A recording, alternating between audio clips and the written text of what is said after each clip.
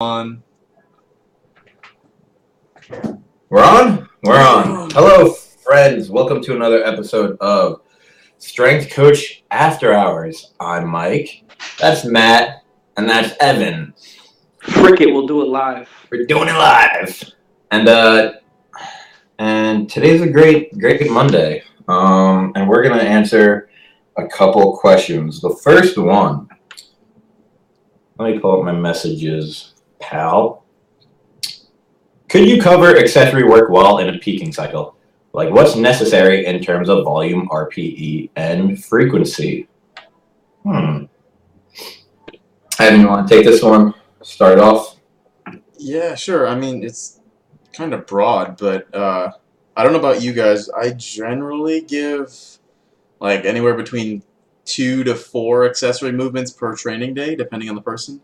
And then if you're approaching a peaking cycle and a taper, usually I'll cut the accessory stuff out first because any kind of training contributes to fatigue. So if you want to reduce fatigue during a taper, let's get rid of the unnecessary stuff. Remove some of the accessory work except for the stuff that you absolutely have to keep in for whatever reason, and then keep yourself more volume with the main lift so that you can taper that off later. Yeah, I would probably agree with most of that. I think it's also very dependent on the person, and also the type of peak you're doing. Sometimes I'd say once a year I probably go through the peak where just I'm gonna die the whole time and then taper off at the end. And then for a lot of my guys, some athletes don't enjoy doing that, and I don't blame them. Not a lot of people want to go through that very, very high fatigue portion of a training cycle. So I don't really throw tons and tons of volume at them. I'll just kind of build them up linearly. Nice. Even say the word. So I'll usually keep accessories in, but just keep them low level. What you said, pulling them off to kind of taper volume down is a very good idea to do. And also it depends if somebody has technique, but it could use work keeping in stuff like tempo squats or whatever sort of accessory you have to do to kind of help technique. Keeping that in until 1 to 2 weeks out for me isn't definitely unheard of, but for the most part, it's usually what you said, cutting it out a couple weeks out just to kind of taper the volume down and give them more work to focus on the main lifts. Evan, how many weeks out until absolutely all accessories are out? Is it just 2? I usually go either the week before the meet or the week of the meet. Absolutely none. Just to definitely the week of the meet. We're hitting 91-ish% singles on the Monday, depending on what day they're lifting, and then we'll start tapering the intensities down from there. But they're almost exclusively 3 and 2 lift days. Okay. But the week prior, I might depending on who it is, I might half their accessory stuff, or I'll just put it to a lower relative intensity. So instead of doing, say, rear foot elevated split squats to a 9, we do them to maybe a 6 or a 7. Yeah. But like I said, depends on the person. Now, have you ever had anybody, and this is both of you, have you ever had anybody who tends to get, because I know a lot of people, and I'm included in this, sessions are starting to get harder, I'm feeling beat up, and I'll definitely cheat myself and skip some accessory work. Have you ever found anybody get fucked over by you're trying to measure fatigue throughout their weeks, and you're seeing some things go on? They're like, well, this week, I hit all my accessories, and this week I didn't. Have you ever seen that, and how much, at what percent is that kind of fucking them up for their peak? I usually ask people, if we're going into a peaking block, so the last 4 or so weeks before the meet, I'll be like, listen, it doesn't matter at this point, be honest, have you done any of your accessory? Because, I've had people who, they just don't do any of it. They'll just do the main lifts. And, I'm guilty of that sometimes, too. So I'll ask them, and if they haven't done anything, there's no point in me even prescribing it. I've got to base my peak and taper off of just the main lifts. So, cutting it out 2 weeks beforehand isn't going to do anything for them because it's only on paper. They're not actually doing it. Mm-hmm. No, yeah, I definitely agree. I've never like really done it exactly like that. But I usually will just cut the accessories out like in the past for most people about 3 or 4 weeks out, just period. I never really calculated it into fatigue um, up until very recently because I only just started tracking volume not too long ago. So before that, I really wasn't like tracking volume to a specific number every week. But now that I do my training week to week for every one of my guys instead of writing up a whole block at once. Um, so that way I kind of talk to them at the end of the week, see how they're feeling, and then from there, um, if they're feeling beat, I'll just you know bring down the accessory work a little bit, and then once there's none left, then it starts to drop off the main lift. So that's one thing that I like having week to week programming for. I can talk to them the end of the week, see exactly how they're feeling, and just kind of sharpen up the things that I need to. Have you ever, either of you, have you ever, when prescribing lifts and accessories, because I'm trying to figure out ways to, how do you get people, because again, we say we're guilty of this too, of skipping sometimes. How do we get people to buy into the accessories more? Because we know they're beneficial and we know you're beat, but we know you're going to do so much better if you do it. How do you get people to buy into it? Is it just a matter of like baiting them like, yo, like they were doing 4 accessories and they weren't getting them. So it's like, all right, I know you hit 2. Every day you're only getting 2 accessories in. Things like that. What are we doing as coaches to make sure that all of our athletes are getting in the best work they can to make their lifts most efficient? I do think a lot of people skip stuff because they just don't have time. Like maybe they're lifting on their lunch break at work, or like they lift after work and they just want to get home kind of thing. So I usually talk to them beforehand and just find out, okay, what are your time constraints? Like, let's kind of figure out how much I can fit in here. Let's also figure out what stuff do you like. So I know on my initial application for new athletes, I ask them like, what are your favorite movements? Like, what don't you want to get rid of? What are the things that you absolutely don't like? So I get a little bit of a feel for what they want, and I'll try and favor it towards that, unless they have something like completely ridiculous, like reverse band chain bicep curls. Like I'm not gonna put those in there, but I do like a lot of unilateral stuff. So if people like that stuff, or if they've never done it before, I usually give it to them anyway. See if they like it. If they don't, I mean, I'll pull it. Mm-hmm. Okay. I would probably agree with that too. One, basing off just enjoyment for the client. If they don't like the movement, there's probably more of a chance that they're not going to do it. Definitely ask about time constraints as well. For me, a big part is seeing issues that we have in the main movements. And then when I give them the accessories, really like drilling into their head and explaining like how exactly doing this accessory is going to help the main lift. It's going to help how it's going to help the issues we're having in the main lift and the weaknesses that we're having in the main lift. And most of the time, I find if they really care that much about bringing that lift up as much as possible, then if they can, if time isn't an issue, they'll definitely do them and reap the benefits from it and take it seriously. So that's usually just how I go about it. That's dope. I think like tiering accessories almost.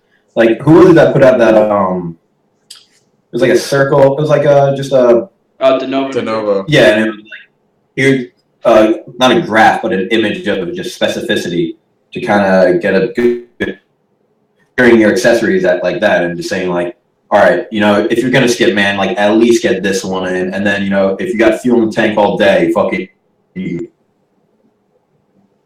Yeah, that's a good. I mean, I agree with that too. If I have an idea that someone, or if I'm thinking that someone is going to skip an accessory, or they're not going to like it, and it's not going to be like an end all be all thing, I'll usually either one, just leave it out, or two, try to find something else that they may enjoy or feel comfortable doing. But I mean, other than that, just going back to what I said, just explaining how it's going to help, and they'll usually do it and reap the benefits from it and take it serious. I got a follow-up question. Do you guys progress any of your accessory movements, like more of your quote-unquote primary accessory stuff? So something like for me, for split squats, like that would be my primary accessory as opposed to something like a tricep extension or a calf raise. Do you guys progress them like week to week or block to block? How do you guys do it?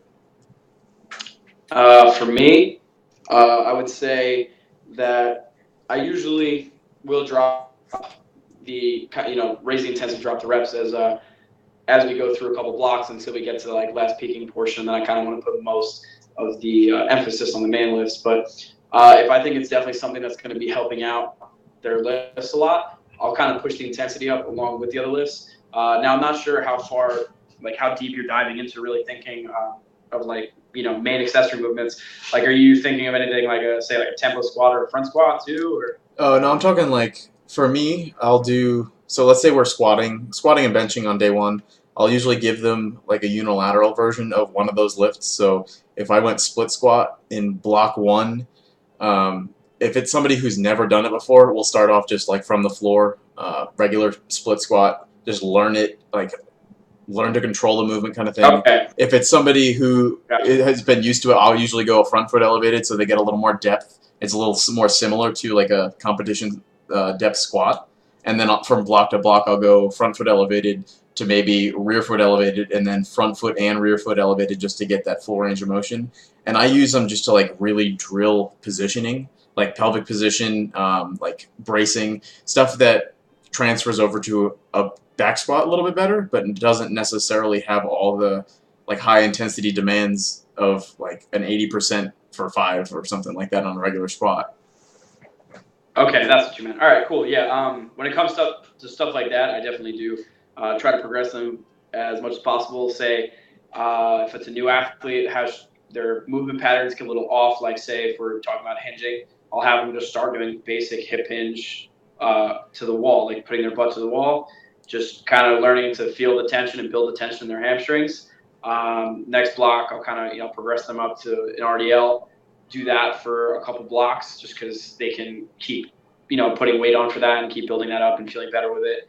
And then eventually I'll go up to a rack pull that's similar, like in the same fashion as an RDL, not above the knee, blah blah blah, but in the similar fashion as the RDL, like you said, split squats, going up to like a rear foot elevated split squat. If we're far out from meat, just to kind of mix it up a little bit, like an offset or contralateral loaded split squat, stuff like that. I don't know if you'd really consider. Well, yeah, I guess you would, but like instead of doing split squat one block, maybe the next block you go into lunges and stuff like that. And like I said, if it's something that I'm keeping in for an extended period of time and it's for more than one block, the intensity will usually go up. And if it's an accessory that I think is really going to help that person, sometimes the volume will kind of be pulled off the main movements and really be pushed onto the accessory movements if they're far out from the meet or something. Right. All right. Yeah. No, back the same progressions basically. Split squat, front foot elevated. The only difference I'll do is with rear foot elevated, I'll put them usually, I'll go to front and rear from front foot. Mostly because a lot of the kids we get in Superior tend to have really tight hip flexors, and just jacking their back foot up just puts them in such a shitty position. So putting both ends up kind of getting them into an easier position for that split squat. But same goes for the core movements. Start off with just a standing paddle press, then we'll go to a half kneel with the knee raised, so it's more like a lunge position. Oh, so you start standing then? Yeah. I usually start paddle press like half kneel. It depends on the kids. Some kids, I've had people who had to start on their back, like feet close to the butt, knees bent, and just pressing into the air kind of thing. I've had people who were just sitting down. They'll start in either standing or half kneel. I don't really see that big of an issue with it. I see that more as a lateral change rather than like a progression regression. And most kids just get right into a standing. And when I say standing, I mean more athletic position, not like standing tall. I don't know. I know what you mean.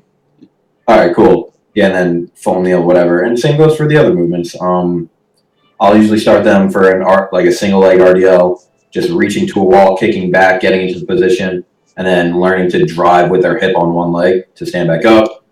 Then I'll go. I usually like to go to dumbbells first, barbell. A lot of what I've been doing is landmine single leg RDLs. Have you ever seen those? I really like those because they take out some of that proprioception because it's anchored. And they could balance is an issue, and they could kind of like load it up a little bit heavier. And again, most of the accessories for the athletes, so not power through strength training athletes, just more not strength training, strength sports athletes. Most of it is just like lateral movements, not progressions, regressions for the most part, because we're just trying to keep giving them different things for their body to react to and to just learn to brace their core in so many different situations and hinge in different situations and squat in different situations. Yeah, definitely. Actually, now that I think about it, another big one that I definitely do with online guys is the dead bug. If it's someone newer, starting off just putting like a medicine ball or just like a yoga ball in between their hands and their knees, and just learning to just squeeze there, build tension, drive a little back on the ground. That'll like automatically kind of tuck their pelvis too as they're driving, and that'll just teach them like what it's like to actually feel their abs. Then go to like a single leg extension, and then you can go to opposite arm, opposite leg extension and stuff like that, and just keep building it up from there. You can add weight, blah blah blah. Those are kind of things that I definitely add into, and a lot of people tend to do those. I usually put those in before squats and deadlifts, to just try to get people to kind of feel their core and get it to turn on. Same thing with like, excuse me, glute exercises, or glute firing stuff. Put that before their main stuff, so they're not taxed when they're doing it. They can come in and be like, oh, this isn't going to be that hard, and they just do it. Then they get to their main stuff. They don't even think twice about doing it. And it helps, fire up their main lifts better. And a lot of people just like doing them. A lot of people have like back pain, and dead bugs definitely help them out too. So going back to what Mike said about buy-in, I think once people do those, they're like, holy shit, I've never felt my core light up like this before. And then, just from there, they enjoy doing them or see the benefit of doing them. Yeah, I really like dead bugs. I mean, there's so many things you can do with them, and I think it's an area where almost everybody is lacking, unless you are like completely abnormal. Like, especially general population people, no one has core strength. They all stabilize with their erectors, and they always have back pain, and they shitty rib positioning in squats, and like I just love dead bugs. Like, you can drill like proper alignment. Yeah, they're extremely versatile, and I just like them. I pretty much put them in everybody's program, whether or not I think they have a weak core or not. Evan, do you ever and if so, when do you progress to like a more bear crawl position? Start fucking with regular bear crawls, or just bird dogs, or lateral bear crawls, things like that? I'll usually go to from a dead bug to a bird dog, but only after they can successfully keep their back flat while they extend, like they do alternating legs kind of thing. So I'll have them go just isometric holds, then overhead reaches, and then alternating legs, and then when they can go arms, like alternating arm and leg, and while keeping their back fully neutral, then I'll have them go bird dog, because that's basically the same thing. So do you have your guys like film their stuff like that? Because I know for me, like a lot of times I'll ask people to say, oh yeah, film this for me and send me a video of it, and a lot of times they just like don't want to, or they just kind of forget. Like sometimes it can be hard to like keep track of accessories for some people and really see if they're doing it perfectly and stuff like that. Do you like ask all your guys to send you videos of them doing their dead bugs or their bird dogs or stuff like that? Sometimes, like for the most part, I'll use them as just like warm up stuff.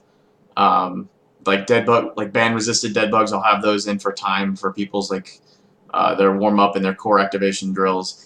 If I really think they need to progress it, then yeah, I'll have them send me a video. But it's really hard to coach that over the internet, because like a lot of my cues are like hands-on, if that makes sense. Yeah. Or you have to have somebody else like cue them while they're doing it, because you can't physically see it. So they're just doing set after set after set, and they don't really know what they're feeling. Which is why I usually have them stay on the, like, I won't ever have them do bird dogs, especially if they can't do it. I'll keep them in a dead bug position, because at least they have that reference point for their low back. They can feel it push into the ground. Yeah, absolutely. Yo, you ever fuck with spine segmentations, like going like cat-cow? Yeah, or cat-cow? Or are you talking about like segmented rolling? No, more like going like bird dog position and go like from cat to camel, just back and forth. I mean, I've had it in there for people who like have vertebrae to vertebrae. like I've given them to like strength and conditioning wise. Yeah, I've thrown that into warm ups and stuff for like all rotational athletes, so baseball, golf, softball, stuff like that, just to kind of loosen up their T spine, so that they can transfer power more effectively. But like I have programmed them for powerlifters and stuff too.